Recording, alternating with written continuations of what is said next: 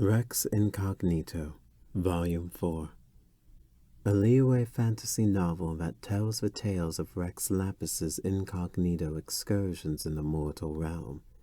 In an exchange of reflection on the treasures of a world, one humble witticism was all it took to expose all lies. It was a time when countless exotic curios and items would flow into Liyue harbor. This night, Mingui, mistress of Xingu antiques, was researching relics and narrating ancient stories with an unnamed son of nobility. The focal point of their debate was a jade plaque. As many knew, creating a counterfeit jade item was not a matter that cost much capital in Liyue. Creating a beautiful fake might be a shade more expensive, but it was a cost that most merchant houses could absorb.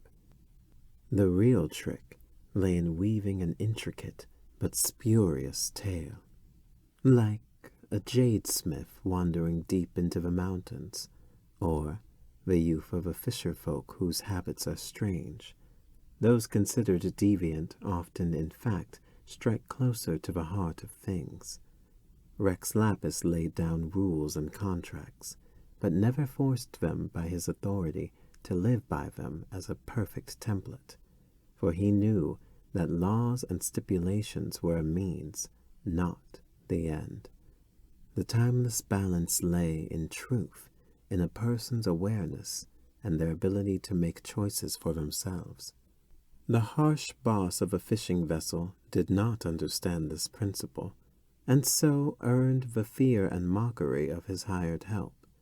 As humans are, so too are antiques. Artistry, quality, rarity, and perfection are limiting factors, yes, but the worth of a relic lies in its backstory. The picky young noble seemed not to wholly perceive this idea, and so had no qualms about calling the jade plaque a fake, denigrating its value.